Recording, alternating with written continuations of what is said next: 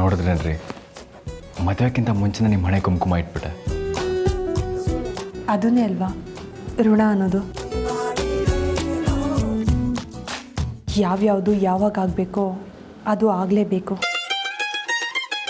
ಹಾಗಾದ್ರೇ ಆಗಬಾರ್ದಾಗೋದನ್ನು ತಡಿಬೋದಲ್ವಾ?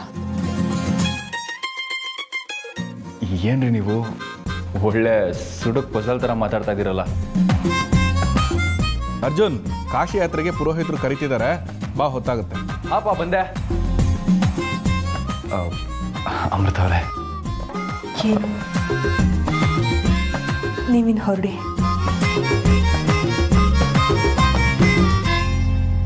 ನೀವು ಈ ಥರ ಫ್ರೀ ಹೇರಲ್ಲೇ ಅದ್ಭುತವಾಗಿ ಕಾಣ್ತಾ ಇದ್ದೀರಾ ಕಣ್ರಿ.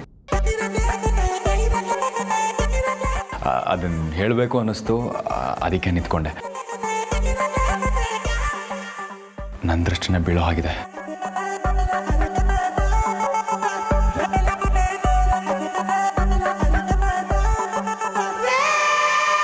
ಬರ್ತೀನಿ.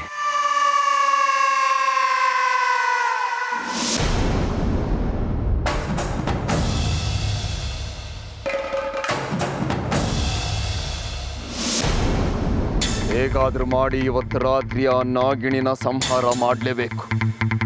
ಅದು ಆ ಕಾನಿಷ್ಕನಿಗೆ ಗೊತ್ತಾಗ್ದಿರೋ ಹಾಗೆ. ಕಾನಿಷ್ಕ ವಿಷ್ಣುವಿನ ಮನೆಯಲ್ಲೇ ಇರಬೇಕು, ಅಂದ್ರೆ ಮದುವೆಯ ಮನೆಯ ಆವರಣದಲ್ಲೇ ಇರಬೇಕು. ಅಷ್ಟರಲ್ಲಿ ಸದ್ದಿಲ್ಲದೆ ಆ ಕಾನಿಷ್ಕನ ಗೊತ್ತಾಗ್ದಿರೋ ಹಾಗೆ ನಾನು ನಾಗಿಣಿನ ಸಂಹಾರ ಮಾಡ್ತೀನಿ. ಒಂದು ವೇಳೆ ಏನಾದರೂ ಆ ಕಾನಿಷ್ಕನಿಗೆ ಆ ನಾಗಿಣಿಯ ಮೃತದೇಹ ಸಿಕ್ಕಿದ್ರೆ ಅಪಾಯ ತಪ್ಪಿದಲ್ಲ, ನನ್ನ ಕೆಲಸ ಕೂಡ ಈಡೇರಲ್ಲ. ಹಾ ಸರಿ, ಹಾಗೆ ಮಾಡ್ತೀನಿ. ಕಾನಿಷ್ಕ, ಕಾನಿಷ್ಕ! ಹೇಳಿ ಬಾಬಾ. ನಾನು ಹೇಳೋದನ್ನ ಗಮನವಿಟ್ಟು ಕೇಳಿಸ್ಕೋ ಕಾನಿಷ್ಕ. ಆ ನಾಗಿಣಿಯ ಮದುವೆ ಎಲ್ಲೋ ನಡೀತಾ ಇದೆ. ಮದುವೆನ? ಎಲ್ಲಿ, ಹೇಗೆ?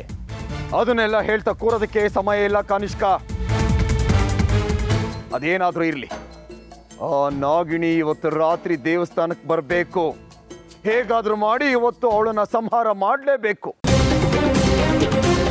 ಆದ್ರೆ ನೀನು ಮಾತ್ರ ಆ ಮನೇಲೇ ಇರು. ಅಲ್ಲಿ ನಡೀತಾ ಇರೋ ಎಲ್ಲ ಚಟುವಟಿಕೆಗಳ ಮೇಲೆ ನಿನ್ನ ಕಣ್ಣಿನ ದೃಷ್ಟಿ ಇರಲಿ. ಅವರು ನನ್ನ ಭಕ್ತರು, ನನ್ನ ಶಿಷ್ಯರು. ಅವರ ಮನೆಯ ಶುಭ ಕಾರ್ಯಕ್ಕೆ ನನ್ನ ಅಭಯ ಇರಲೇಬೇಕು. ನನ್ನ ಪ್ರತಿನಿಧಿಯಾಗಿ ನೀನು ಅಲ್ಲೇ ಇರು. ಅದನ್ನ ಆಗಾಗ ನನಗೆ ವರದಿ ಮಾಡ್ತಾ ಇರಬೇಕು. ಯಾವುದೇ ಕಾರಣಕ್ಕೂ ನೀನು ನಾನು ಹೇಳೋವರೆಗೂ ಆ ಸ್ಥಳ ಬಿಟ್ಟು ಬರಬಾರ್ದು. ಅರ್ಥ ಆಯ್ತಾ? ಆಯ್ತು ಬಾಬಾ, ಹಾಗೆ ಆಗ್ಲಿ. ಕೈಮಾ ಲಿವರ್ ಚಕ್ಕಣ ಮಾಡುವ ವಿಧಾನ: ಒಂದು ಬಾಣಲಿಗೆ ಎಣ್ಣೆ, ಈರುಳ್ಳಿ ಹಾಕಿ ಹುರಿದು ಶುಂಠಿ ಬೆಳ್ಳುಳ್ಳಿ ಪೇಸ್ಟ್, ಅರಿಶಿನ, ಪುದೀನ, ಕೊತ್ತಂಬರಿ ಸೊಪ್ಪು, ಲಿವರ್, ನೀರು, ಬೇಯಿಸಿದ ಕೈಮಾ, ಟೊಮ್ಯಾಟೊ ಪ್ಯೂರಿ, ಗರಂ ಮಸಾಲ, ತುಪ್ಪ ಮುಚ್ಚಳ ಮುಚ್ಚಿ ಬೇಯಿಸಿ. ಈಗ ಕೈಮಾ ಲಿವರ್ ಚಾಕಣ ಸವಿಯಲು ಸಿದ್ಧ. ನಮ್ಮ ಇವತ್ತಿನ ಕಾರ್ಯಕ್ರಮದಲ್ಲಿ GFC ಖ್ಯಾತಿಯ ಕೃಷ್ಣಪ್ಪನವರು ಒಳ್ಳೆ ಚಾಕ್ನವನ್ನ ಮಾಡಿ ಕೊಟ್ಟಿದ್ದಾರೆ. ಹೆಂಗಿದೆ ಅಂತ ಎಲ್ಲ ಹೇಳಕ್ಕಾಗಲ್ಲ, ನೀವು ಮಾಡ್ಕೊಂಡ್ರೆ.